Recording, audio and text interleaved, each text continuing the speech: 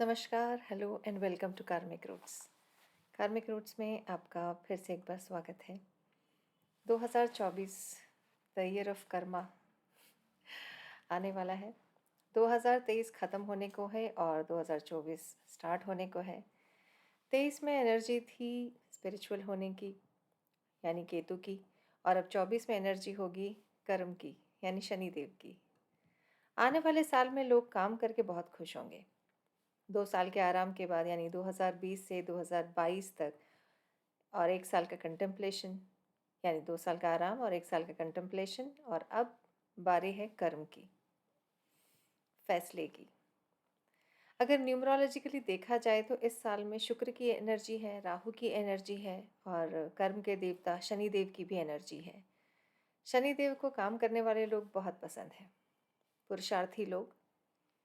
और इस आने वाले साल में पुरुषार्थ और पैसा दोनों का समागम है। आप कुछ भी काम कीजिए, आपको पैसा मिलेगा, क्योंकि शनि और शुक्र मित्र हैं और इस आने वाले साल में दोनों संग संग हैं। शनि एकमात्र ऐसे ग्रह हैं जो फेवरेटिज्म से दूर हैं। आप काम कीजिए, आपके रिकॉर्ड्स में एसेट्स और लाइबिलिटीज लिख दी जाएंगी। ये धर्म अधर्म के जज हैं और इसी साल में राहु की एनर्जी भी शामिल है। काम करेंगे और काम मिलेगा, पैसा मिलेगा तो और पैसा मिलेगा। मल्टीप्लाइंग इफेक्ट ये राहु का काम है, बढ़ाते रहना। वैसे किसी मित्र ने पूछा है कि कर्मा क्या है और हम खुद में असुरिक सोच को या टेंडेंसीज को कैसे रोक सकते हैं। कर्म हर वो एक्टिविटी है जो हम खुद के लिए, अपने चाहने वालों के लिए और अपने आसपास की सोसाइटी या प्रकृति के लिए करते हैं, नेचर के लिए। मोस्टली हमारे जीवन में ये 4 चीज़ें हमारे व्यक्तित्व को सीमांकित करती हैं: नीड्स, वांट्स, डिज़ायर्स, एटीट्यूड। कुछ हमारी ज़रूरतें हैं, कुछ हमारी ख्वाहिशें, और कुछ दबी हुई इच्छाएं और वासनाएं हैं। और जीवन में हमारा उनके प्रति रवैया है जो हमारे खुश या नाखुश होने का कारण है। हमारी मनोदृष्टि बहुत हद तक हमारी जड़ों को मजबूती देती है। इंसान बिना कर्म के रह नहीं सकता और रहना भी नहीं चाहिए। गीता में लिखा है कि अकर्म भी एक तरह का कर्म है, यानी you choose not to work, that is also an action, a कर्म। आप अपने कर्मों को 3 प्रकार से कंट्रोल कर सकते हैं: भक्ति योग, ज्ञान योग, कर्म योग। This is according to Gita. भक्ति योग के बारे में तुलसीदास जी कहते हैं कि कलयुग केवल नाम अधारा, सिमर सिमर कर नर उतर ही पारा। मतलब सिर्फ राम के नाम का ही आधार है इस कलयुग में। इतना यज्ञ करने का टाइम नहीं होगा बंदे के पास, बहुत कुछ करने का टाइम नहीं होगा, बहुत लंबी पूजा करने का टाइम नहीं होगा, पर राम के नाम का जाप या किसी भी देवी या देवता का कांस्टेंट जाप या सिमरन आपकी फ्रीक्वेंसी को यूनिवर्सल फ्रीक्वेंसी के धीरे धीरे करीब ले आएगा। और तब तक, जब तक till you are one with it, इसमें फ्रीक्वेंसी ऐसी सेट होती है कि आप चाहें भी तो आपके हाथ से कुछ गलत काम नहीं होगा और एक दिन आप इस दुनिया से परिपूर्ण होकर विदा लेंगे। जिद में आकर अगर आपने कुछ ऐसा गलत काम कर भी दिया है तो आप पश्चाताप की अग्नि में खुद ही इतने घुल जाएंगे that you'll realize that you have done something wrong. भक्ति योग के बाद ज्ञान योग। ज्ञान योग आपको स्वाध्याय और मेडिटेशन से खुद की आत्मा के करीब ले जाता है। Self study, then wisdom, then self knowledge, and then gaining enlightenment, खुद को जानना। ऐसे में इंसान को लगेगा कि वो खुद कैसे इतना सेल्फिश हो सकता है कि इतना सारा ज्ञान जो उसे मिला है वो अकेले अपने साथ लेकर इस दुनिया से चला जाए। तो वो बांटना शुरू करता है ताकि और लोगों को भी उस ज्ञान का सुख प्राप्त हो। उस नॉलेज में जो चीज़ें छुपी है वो बांट के ही आपको लगता है कि कोई इससे एनलाइटन होगा, कोई उससे 2 कदम और आगे जाकर कोशिश करेगा। कर्मयोग। कर्मण्येवाधिकारस्ते मा फलेषु कदाचन। कर्म किए जाओ, फल की इच्छा मत करो। पर कर्म करते वक्त अच्छे और बुरे का ध्यान रखना ज़रूरी है, वो रखो भी। इसमें इंसान की सांसें सिर्फ कर्म पर आधारित होती है। कर्म योग में उसके लिए पूजा, उपवास सब काम है। मंदिर जाए ना जाए, खाना खाए ना खाए, काम पहले करना है। ये कर्मयोगी होते हैं जो अपने बलबूते पर अपने पुरुषार्थ से जीवन में सफलता की ऊंचाई छूते हैं। नेगेटिव कर्म या गलत काम से हमें ये 3 और चीज़ें दूर रख सकती हैं: स्वाभिमान, सही गलत का फैसला, प्रायश्चित। खुद में इतना स्वाभिमान रखिए कि किसी भी कर्म के बाद शीशे में खुद से नज़र मिलाकर बात कर पाएं। दूसरा, सही और गलत का फैसला ये सोच कर लीजिए कि सामने वाले की जगह अगर आप होते तो भी क्या आपका आज का वो एक्शन जस्टिफाइड होता।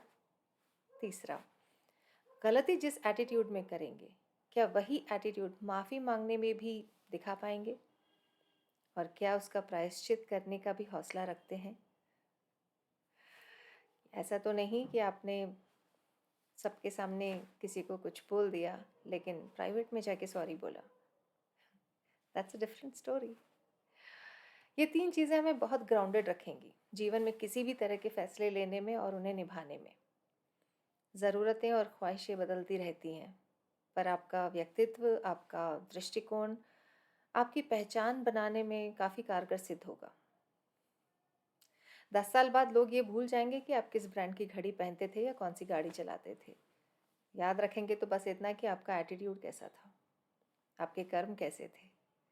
अगर विश्वास नहीं हो तो हिटलर या गांधी जी या भगत सिंह या लेटेस्ट शाहरुख खान, किसी के भी बारे में सोच के देख लीजिए। आपको सिर्फ उनके कर्म ही याद रहेंगे। Nobody will remember what type of car they have या किस बंगले में रहते हैं। इक्का दुक्का शायद शाहरुख खान के बंगले को छोड़कर आपको किसी और के बंगले के बारे में पता भी नहीं होगा। कर्म इज़ इम्पॉर्टेंट। एस्ट्रोलॉजी में जब आपके जन्म का चार्ट बनता है तो हर ग्रह आपके कुछ अधूरे सपने और कुछ अधूरे कर्म दिखाता है, जिन्हें पूरा करने ही आप इस जन्म में आए हैं और इसी जन्म का ध्येय है। यानी हर ग्रह किसी पर्टिकुलर राशि में आपसे कुछ कर्म करवाने आया है या कुछ कर्म सुधारने आया है। और जैसे जैसे जीवन आगे बढ़ेगा आपके ग्रह बढ़ेंगे और धीरे धीरे उस ग्रह से रिलेटेड सिचुएशंस आपके सामने आती चली जाएंगी। और जब बाजी आपके हाथ में होगी कि आप क्या कर्म करना चाहते हैं उस सिचुएशन में नंबर बनाने के लिए। हमारे गलत कर्मों का कच्चा चिट्ठा भी हमारे नक्षत्रों में छुपा है। हर ग्रह का एक नक्षत्र है जो बैड डेट्स की तरह एक जन्म से दूसरे जन्म में कैरी फॉरवर्ड हो रहा है, जो भी बैड कर्म है।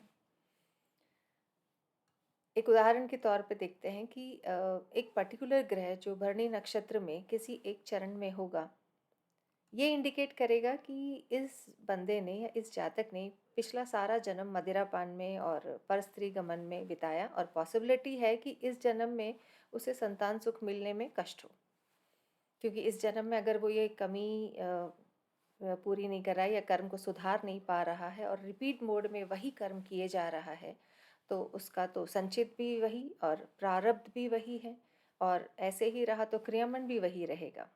सो लाइक बैड डेट्स, आपका closing balance and opening balance all are same, तो वही बैड डेट्स रिपीट होंगे। If you change nothing, nothing will change. मेरा एक वीडियो है संचित और प्रारब्ध कर्म पे, in case if you would like to see. आप व्हाट्सएप चैनल कार्मिक रूट्स यानी KARMICROOTS पे भी मुझसे कनेक्ट कर सकते हैं, ये या मेरा email ID excuse me thekarmicroots@gmail.com पर भी आप मेल कर सकते हैं। वैसे वीडियो के नीचे डिस्क्रिप्शन बॉक्स में डिटेल्स दी है मैंने। सो इस आशा के साथ कि आपके कर्म आपके व्यक्तित्व की परिभाषा बने और दूसरों के लिए प्रेरणादायक बने, तो 2024 आपके लिए अति शुभ हो। आप पुरुषार्थी बने और माँ लक्ष्मी यानी वीनस आपके घर में सुख समृद्धि और शांति बनाए रखे। Have a happy prosperous and पुरुषार्थपूर्ण 2024। जल्द ही मिलेंगे। May God be with you. आज्ञा।